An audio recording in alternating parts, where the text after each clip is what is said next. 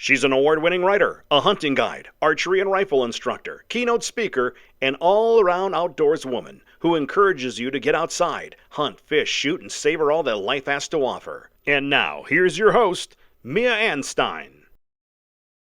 Hey there, I am pleased to be visiting with you again. Today I have a wonderful episode, but before we get to it, I just wanted to apologize because I've been having some technical difficulties with the podcast and getting it upload and all that fun stuff. But I'm hoping to get it all sorted out. In the meantime, there are going to be a few random episodes that have popped in there because I promised that they would be published in a timely manner and they were late. But anyways, today I'm visiting with Angie Scott. She is a wonderful woman who is doing great things in the angling community, and it is summertime adventure time. I hope you get out fishing. If you have questions about today's episode, there will be links in the show notes, or you can reach out on social media. Follow us. The Mac Outdoors is on Instagram, Facebook, and Twitter, and Mia Anstine is on all of those and more. And you can also email the show. It's contact@miaanstine.com. Without further ado, I hope you enjoy some of these fun, silly stories as well as some great fishing tips from Angie Scott. This summer, whether you're at the range or in the field, WSI Sports' Hypertech bamboo tanks, tees, and leggings will have you covered. Visit WSISports.com and use Leah's affiliate code LLCO10 for 10% off your purchase. All products are proudly made in the USA. WSI is bringing back pride in American-made clothing. Again, that code is LLCO10 for 10% off your order at WSISports.com.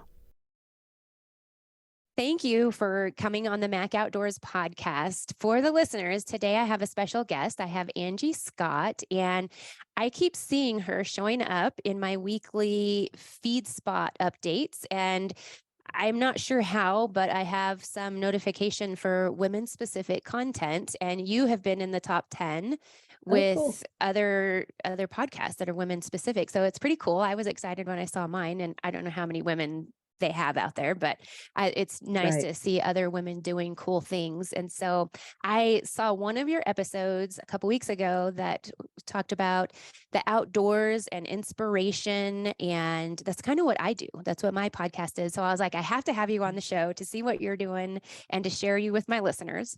So without further ado, I hope that you would introduce yourself and let them know who you are.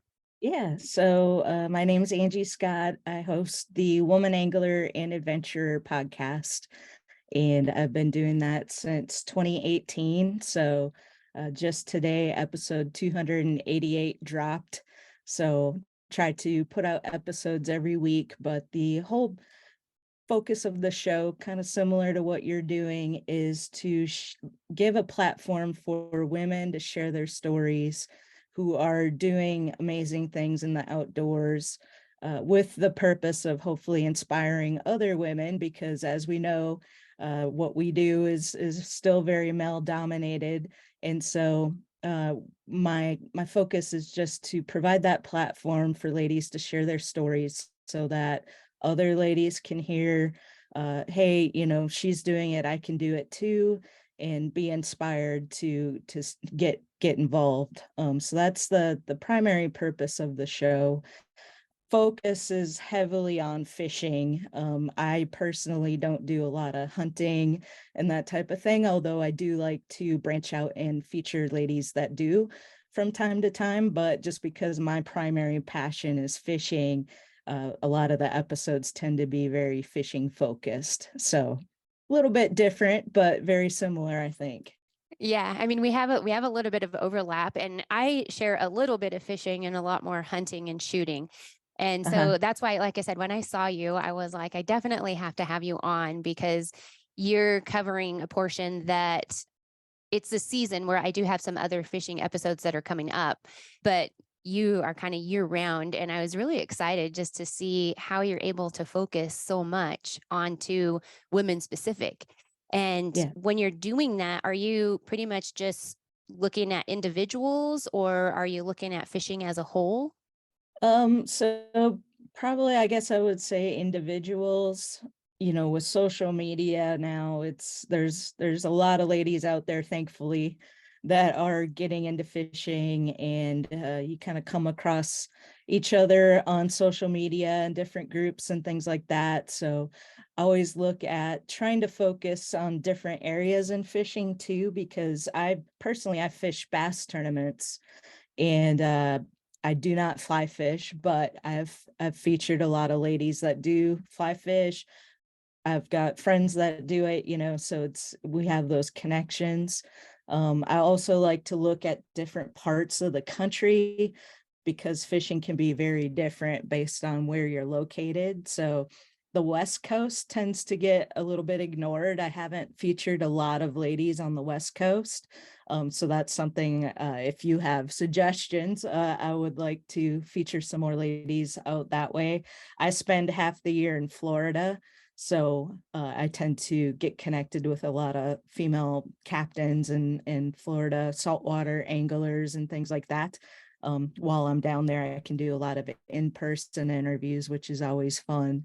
So it's, just, and anybody's got a really good story to share. Stories are great. They keep people engaged. And so I've been really fortunate to come across a lot of ladies who have really good stories to share from their experiences in fishing and the outdoors. Yeah, that's so cool. It's neat that you're able to do that. And I'm sitting here thinking, because I have a list of questions, but I'm kind of going back and forth in my mind of what I want to ask you next. But you talked about traveling around, and I see it looks maybe like you're in your mobile studio. And Yes. that was something that I thought was super cool, because I will pack my gear with me, and inevitably I can't find a quiet space. I can't, I end up not recording and I hauled it for nothing. So will you tell us a little bit about your adventure rig?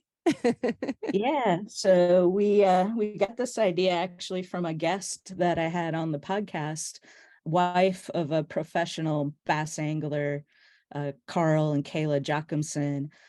She talked about how they actually lived in their Lance truck camper for, I think it was 4 years, as he traveled around and fished these tournaments. And I was like, wow, I never really thought about a truck camper, because the convenience of that is you get to pull the boat. And so, if you've got a travel trailer or something like that, you can't really pull two trailers. Some people do it with fifth wheels, but that's kind of beyond what I want to do. So Yeah, you kind of need to know where you're going if you have the triple. for sure, for sure. So we started looking into truck campers, and found a used Lance truck camper down in Alabama. Went and looked at it. It was great. So then that was the first piece, is we bought the camper before we bought the truck, because you want to make sure you've got the right truck that can haul. These campers are pretty heavy. This one has a slide out. And so about that time, I had won an award from the Outdoor Media Summit, best podcast of, I think that one was the 2019 year, I believe, or maybe it was 2020. But anyway, I had reached out to Lance and I asked if they would be interested in sponsoring the podcast. I had this idea to convert the camper into my mobile podcast studio, and we would travel around, and as I'm fishing tournaments and things like that, that we would bring obviously have the camper with us, and I could invite guests out to wherever we were staying and do interviews in different parts of the country. And so that's what I started doing. And we've been really lucky most of the time when I've done these interviews. The weather is just so beautiful and perfect. We end up sitting outside of the studio to do the interviews. And I have a very, very compact setup. One thing you have to think about when you have a heavy truck camper is you don't want to bring too much gear and have too much weight for the truck. So we try to pack and travel as light as possible. And so I just have a simple, it's called a Zoom H6 That's what I take recorder, too. and I do everything with it. And I have a headset like yours as well for when I'm doing like over the phone interviews. But if I'm just in person, I'm using the mics that come with that little handheld recorder. And I think it sounds pretty good. And a lot of times too, when you're outside and you can kind of hear the birds chirping, or if you're by water, you can hear the water. And that kind of, I think, helps the guests or the listeners feel like they're, with you in that environment. So it's been great. I think that's so neat. I've always wanted a van because I travel a lot, and I'm like, if I could just pull up and not have to pack and unpack, and I could just park and be there. Mhm. And so, I mean, you kind of have that, and you're taking your boat, where I don't usually haul my boat anywhere other than right here to the local lake. But we're doing different types of fishing. Just like you said, we do a little bass fishing also, but we have smallmouth in our local waters Nice. here. What are some of the things that you've noticed since you're traveling all over? What are kind of the differences in East and West and with fishing? So like, for instance, I just got back from Lake Chattooga, which is in Hiawassee, Georgia, which is the North Georgia mountains. And it was probably the most beautiful lake I've ever fished a tournament on. Just the mountains, the water was crystal clear. I'm very not used to that. That's a big difference, because most of the lakes, my home lakes, I'm in Asheville, is where my home base is. And we have a few clear lakes here, but most of them have quite a bit of stain to them. And so I'm used to fishing those kind of conditions. And so I had to really adjust to that clear water and downsize my line quite a bit, because these fish, I found out, were very line shy. I mean, I could see the fish swim up to my bait and then turn away. And so like, what's going on? So like, that's the second day I had to make some adjustments, and I went with a lighter line, and that really made a big difference. So that's just one thing. Also, like, that lake had blueback herring, and it's the first time I fished a lake that had blueback herring as a bait fish. So that they're a little bit different than shad, different color. So I kind of, had to learn that and make some adjustment with my bait color selection, to try to match the hatch, as they say. Yeah. And so, just differences like that. And I do a lot of research before I get to wherever I'm going, to try to be prepared as possible. But a lot of times you really don't know until you get out there and you start trying to figure out what's going on. So Are you doing a lot of your research just on the internet, or are there specific sites? And then when you do your research, do you then share it on your website? So with the tournaments, what I typically do is I'll do most of the research online, pretty much anywhere, any resource that I can get that information.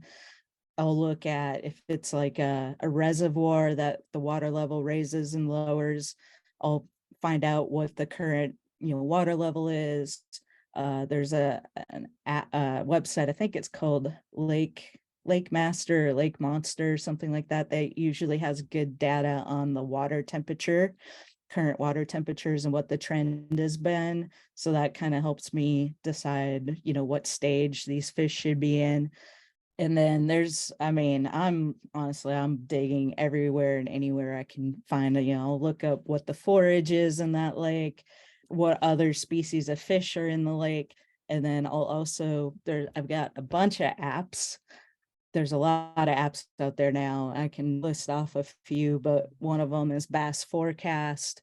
There's another app I use called Pro Angler, and another app called Deep Dive.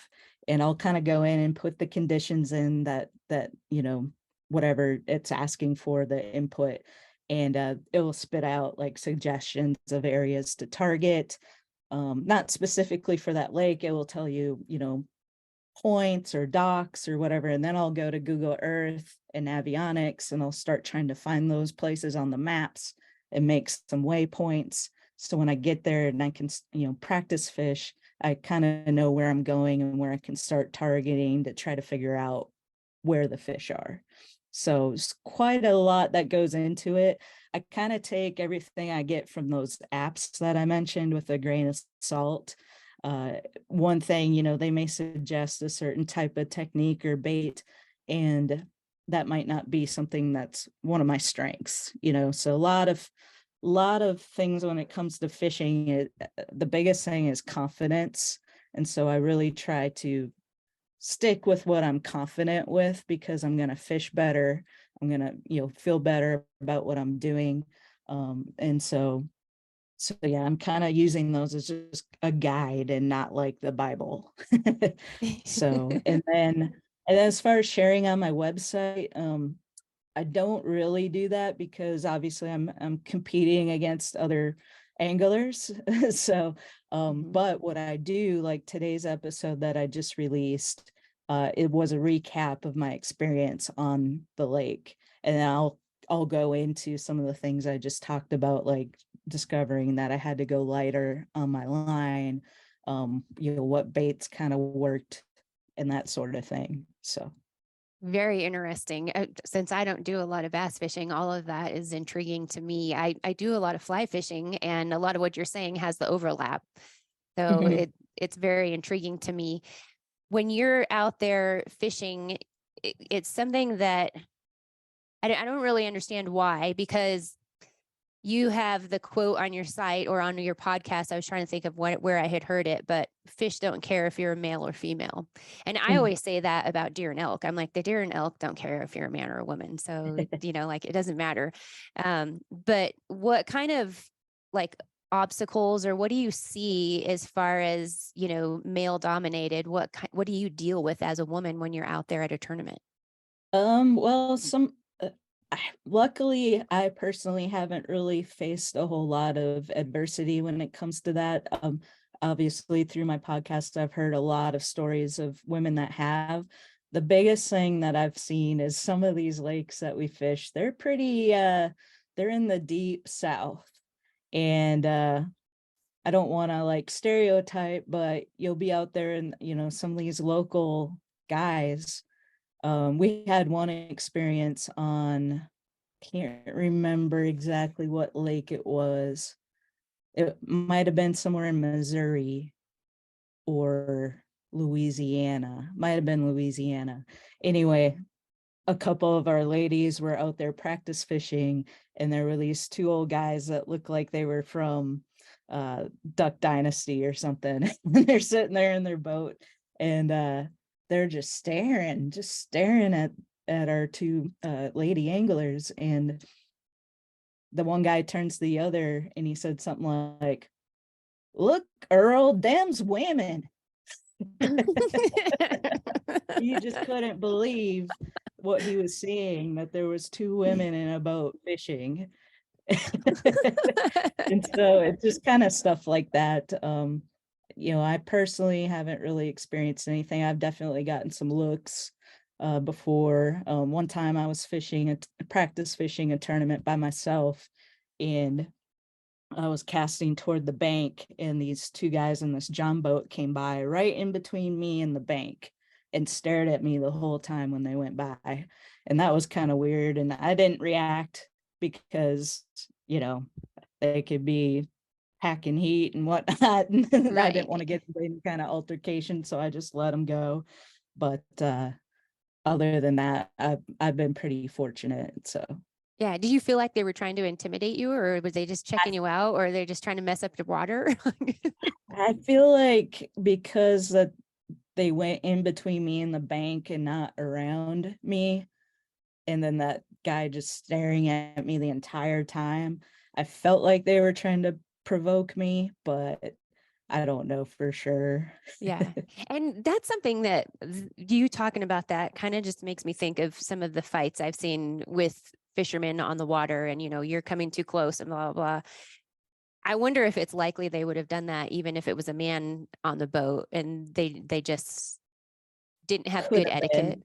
you Could know? have been. The lake that we were on is one that I had never fished one like this before. You talk about different areas and things. This one it was Caddo Lake in Louisiana, which I think was the same one where those guys made that comment about the women in the boat. But that lake has boat lanes. So when they created that lake, they had to go through and like cut the trees down to make lanes for the boats to travel in safely. Otherwise, there's trees and tree stumps everywhere. And so, the locals, they can kind of go out of the boat lanes if they've learned where to go. And so it could have been that was their lane, and that they were just, gonna go in between me because that's just the way that they go. Yeah. Yeah. So that's something to think about if you're out there that, maybe someone's not trying to start a fight, but maybe they are. Right. So you Exactly. mentioned like they could be packing heat. Do you carry anything on your boat for protection if need be? I don't. So I took a handgun safety class years ago, and I don't know. I'm not around firearms a lot, so Yeah. uh, they don't really scare me, but holding something like that in your hand that how much power it has, something about that kind of freaks me out a little bit. And so I never went and got my actual permit or whatever I needed. And so something I've thought about, but currently I don't have anything like that with Yeah. me. And it's not something, I mean, I don't carry on my boat either. I mean, I think more of like the moisture and stuff like that. And Hmm. never, but I can't say that I don't ever have a firearm on the boat because we do go across the lake when we can draw certain permit areas. And when we go hunting, yes, I carry my gun across the Right. lake on the boat. Yeah. But as far as like for considerations of self-defense, I really don't and never have come up to a situation where I thought I might have needed it. But you just kind of talking about that, being a woman by yourself in a strange area. I mean, I don't know. But then, as you said, holding that in your hand, that's something just how you talked about with your fishing and having the proper setup and something that you're comfortable with. It's the same with a firearm. If you're not comfortable with it, then, it's Hmm. you could probably still use it, but it's nice to have that level of confidence. So, Right. Yeah. yeah, Yeah. And it's that something wasn't I've something I really definitely, planned. and I've been to, ranges before, and I enjoy that. And it's something that, I may look into in the future, but just something I just haven't done for Yeah. whatever reason. So, Yeah. Well, it's interesting kind of like I said, the overlaps with different things. For me, I carry a lot when I travel, and because I do travel by myself, I'm a tiny person, and when people look at me, actually here in town, I just went to Walmart yesterday. I'm getting ready to leave to go to DC, and I had to get a couple things, and there's homeless village that's nearby. They made everybody move out of it. So now they all kind of live in Walmart parking lot. And in mm, the store I had and I'm looking at, not stuff that a typical guy is going to look at. And I'm standing in the aisle looking and for basically healthy snacks. And this one kid walks up beside me that basically looks homeless and he stands right beside me. And I'm kind of like, you also want like the grain free, dairy free, like all this crap, And I just kind of was like, whatever. And, it moved along. And then later I bumped into him again. And then this other kid, nearly the same age, he comes up beside me in another area. And I backed up and I just looked at him and I was just like, get away from me, and never, yeah. never saw him again. But so, I mean, that, like I said, that's not something I really intended to talk to you about, but you just don't know what kind of crazy people are out there. This was in the middle of the Oh, day. yeah. So, If we traveled, if I traveled by myself, that would definitely be something I would make a point to get and have with me. So I travel with Dana, my wife, and she does carry. So we do have something, with us. okay. And that's what I was going to ask you. Are you fishing as a team? You generally do have a partner with you? She doesn't fish. She is the one that drives and backs the boat in. She's really, really good with the trailer and all of that. So we play to our strengths. I drive the boat. She's not really into fishing, so she kind of takes care of the dogs and does whatever during the day. But for the tournaments, we have a co-angler with us on the boat. So it's a random draw who you get paired with.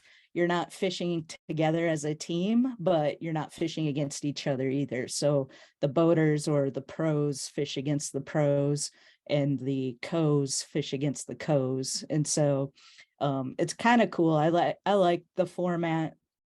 Like this last tournament, on the second day, I had this lady with me that I had fished with before, and we had a pretty slow morning, and then we made some adjustments in areas that we were targeting, and I had this certain specific little finesse style bait that I was using, and all of a sudden I had 3 fish in the boat, and she still hadn't caught anything. And I said, I've got plenty of these worms if you want to start using them, And so she put one on, and then she got her first fish, and we fished that bait all day long. And so it's, you're not really fishing together, but you can help each other out because you're not fishing against each other either. So That's it's kind of, cool. yeah. Yeah, that sounds neat. And are a lot of these tournaments, are they women only tournaments, or is it co-ed? Yeah, so the one that I'm fishing is the Lady Bass Anglers Association Women's Okay. Pro Bass Tour. So that one is all female. Sadly, it's in its 13th year, and the ladies that have been running it, Cheryl Bowden and Secret York, just announced at our Palestine tournament earlier this year that they're going to be stepping down. And so unless somebody wants to step in and kind of take over, this may be the last of the LBA. So kind of bittersweet. Yeah, that's kind of disheartening. I'm bummed to hear that. I've actually got a couple other women's groups that I go teach at that are facing similar things. And with one of them, they haven't really built up a succession of leadership. And so it's, Yeah. And so I think the struggles with the LBA is just getting the financial support from sponsors. These companies, they're starting to come around and recognize that they should really, market and support women in fishing, because women in fishing is the fastest growing segment. But it's, when you compare that to Major League Fishing or Bassmaster, I mean, there's no comparison as far as the money. And so it just makes it really, really challenging to have the money to market and grow the organization and get more women involved. And some of the ladies are starting to fish with some of these big men's tours. I mean, they're co-ed. They don't say, women aren't allowed. So we've got a couple ladies that have fished with us that fish the Bassmaster Opens, and I think some that do the Major League Fishing. And so you're starting to see some of that.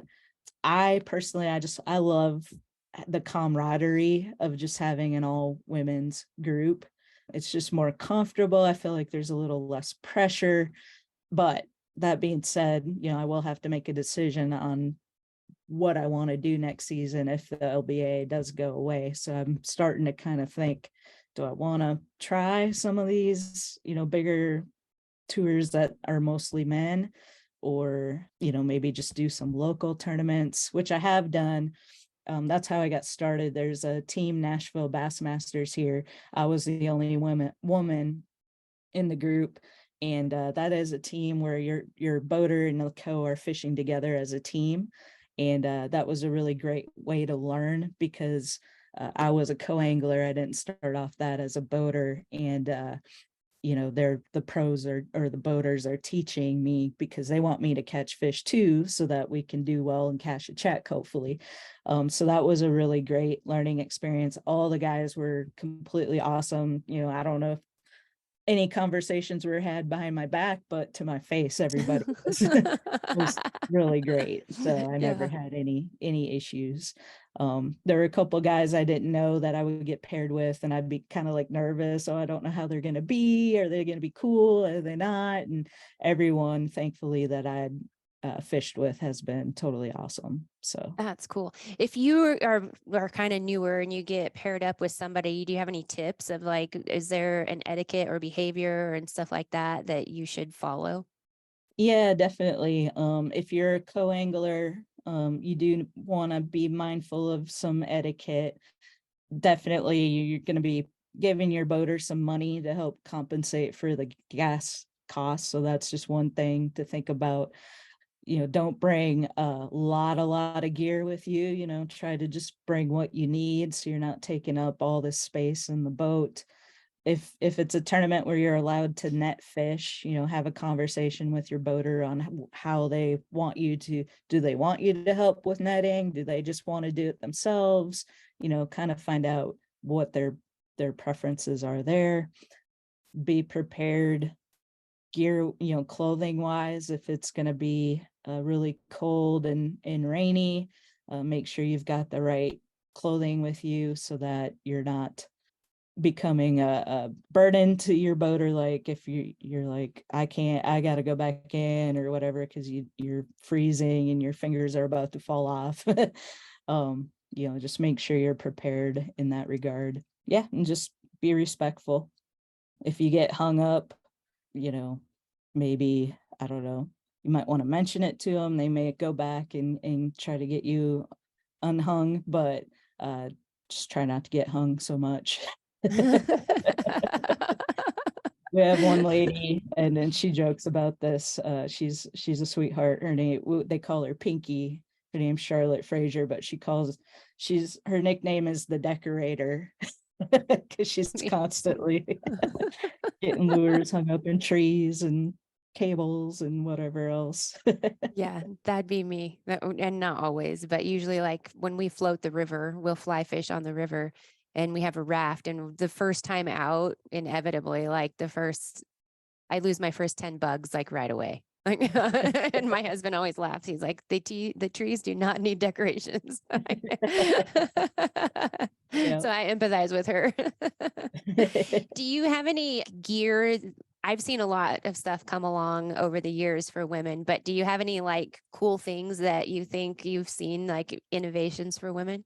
Probably the top thing that comes to mind are just the options for, obviously, going to the bathroom is a big issue. And so I featured the creator of zippers. I don't know if you've heard of that product, but it's pants that has a zipper basically in the crotch area, so you don't have to completely pull your pants down to be able to go to the bathroom.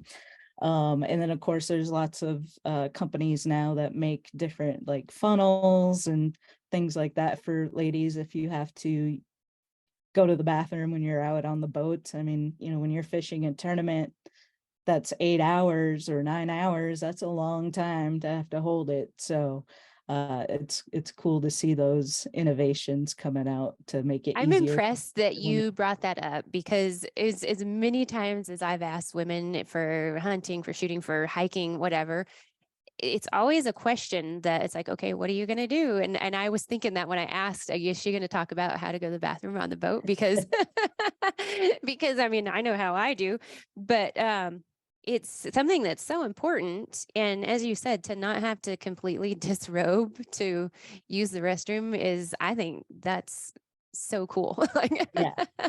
Yeah, I was a little spoiled when I first started fishing tournaments, because I started with the LBA as a boater. I started fishing out of actually a center console.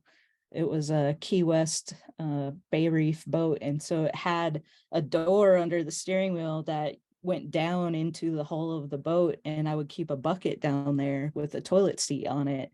And you could literally go in there and even shut the door and go to the bathroom on that boat. So I never really had to worry about it because I had that set up. And then this year, thankfully, I love the Key West, but it wasn't the best tool for fishing bass tournaments. It was 23 foot long. It was hard to handle in the windy conditions when you're trying to troll, because the sides of the boat set up so high that it would really catch a lot of the wind, as opposed to a bass boat that sits a lot lower to the water. But this year, thankfully, I'm working with Crestliner boats, and I'm running a MX-19 with a 200 horsepower Mercury motor on it, and it flies. I'm spending a lot less in fuel, which is nice. So my first tournament with it, I did have to go to the bathroom because I was drinking a lot of water. really trying to stay hydrated, drinking electrolytes, that type of thing. And so I was like, man, I've never gone to the bathroom. A lot of the ladies just hang over the side of the boat. And I was a little nervous. But I was like, I gotta go. So the passenger seat has a little cutout in the top of it. And I use that as a handle for one side. And then there's kind of a grab handle on the other side. And so I just leaned over and I was like, oh my gosh, that was so easy. I had all this built up in my head about how difficult it was going to be. And I heard a story about one lady falling over and ending up in the water. And, so I had all these things in my head, and then I did it and I was like, oh, well, that was really easy. Yeah, this is going to be okay. Well, the only thing is like inevitably, as soon as you decide to do it, here comes another boat, or there's somebody like, oh man, now they're gonna see. But if I had those zippers, then it wouldn't be that big of a deal. Yep. And there's another brand too that has like folds for when you don't want the zipper. I can't think of the name of that. When you said the zippers, I was thinking of that. And they have just, you can pull it kind of like a Spanx. Okay. It's similar to Spanx, but they fold more. So Gotcha. those are nice too. I'll have to look for them and put a link in the notes if I find it. Something else I was going to ask you is, I interviewed Travis with All Florida Outdoors. Do you know him? I don't think I do. He talks about women and fishing and stuff like that also. But something that I was going to ask you about is, I think, you're a captain or a master captain? Yeah, so I got my captain's license a few years ago. At the time I was working in the music industry in Nashville, and I was kind of getting tired of having a desk job.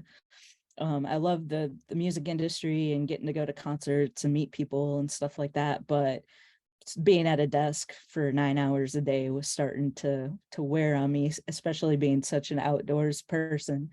And so I was trying to think of what I could do to kind of transition my career to something more outdoors. And I thought, well, I could like do charters, like take people out on the lake and just, be their captain and let them have a good time. And so I started working on my captain's license and got it. Did do some charters. My position got eliminated at that company I was with in the music industry, so it all kind of worked out timing wise. But I started doing some charters, and I kind of realized I didn't really enjoy being a babysitter on the water all day.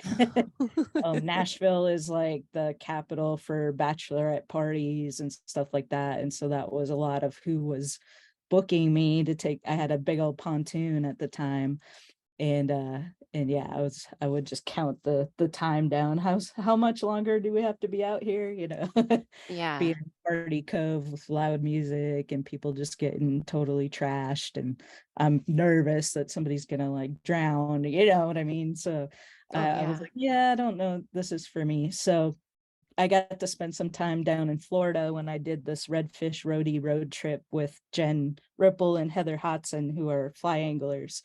And we traveled all around Florida. And while I was down there, I was like, man, I love it down here. I really want to figure out how could I do something to where I could at least be in Florida in the winter time.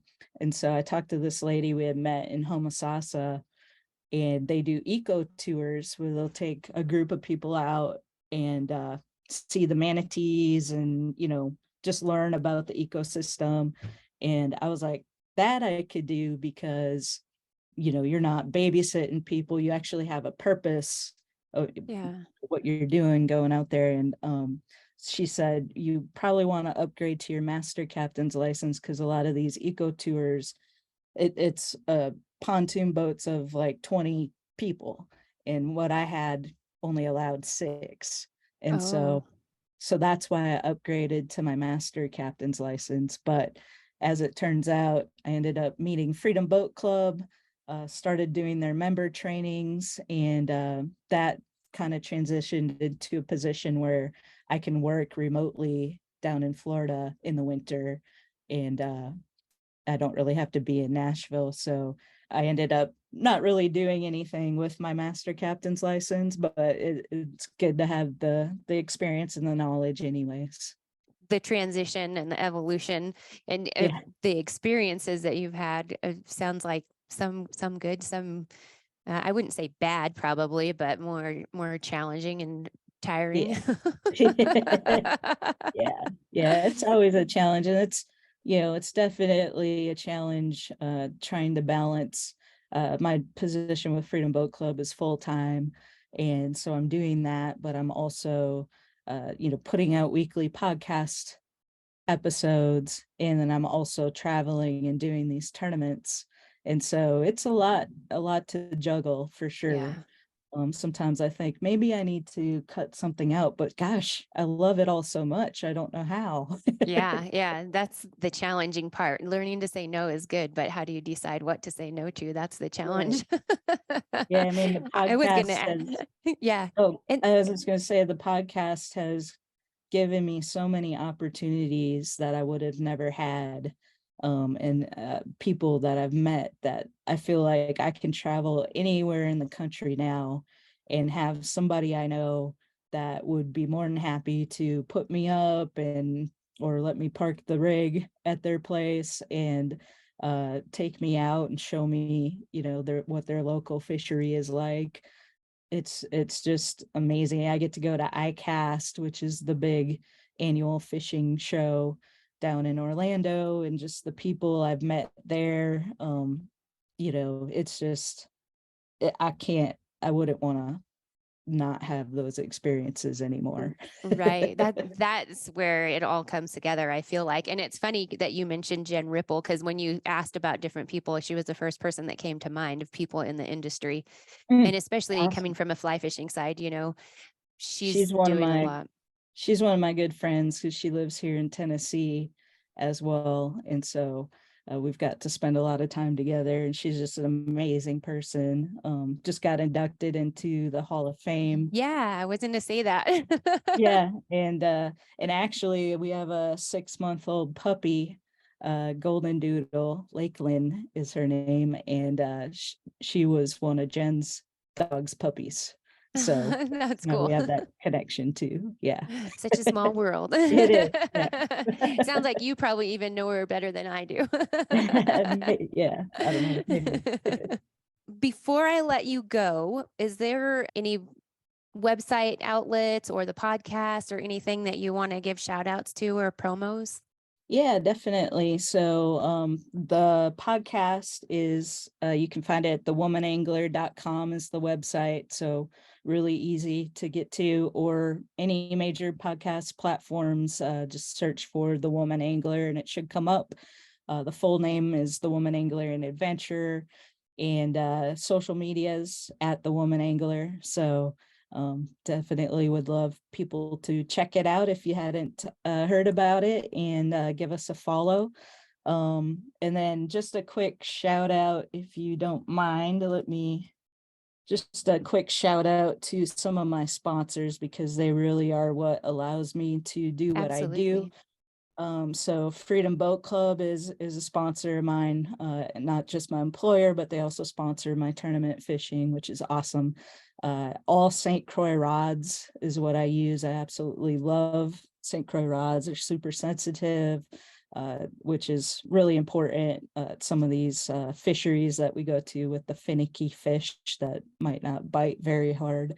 Crestliner boats, Mercury motors, Lowrance, Graph Electronics, Power Pole, which really came into this last tournament because it was super windy. We had like 35-mile-an-hour wind gusts that we had to deal with out there. So having those shallow water anchors definitely came in handy. Costa sunglasses, absolutely love them.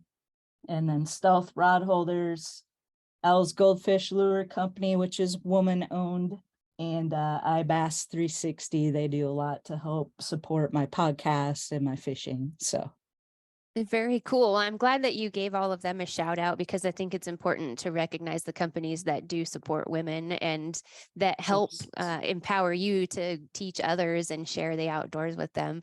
I'll have to go and listen. I've already subscribed to your podcast. When you kept showing up, I was like, I just have to subscribe to this thing. And it's a great Awesome. podcast. It's very informative. And so I'll be keeping up with that. And maybe we will cross paths along the way. I'm not going to make it to Yeah. ICAST. I haven't made it to ICAST since they moved back to Florida. Okay. When it Well, was I was about just over here, I used to drive. So like right here. yeah, then it used to be, fly fishing and everything. Yeah. But I will say we do have just one thing to note if anybody listening is going to ICAST.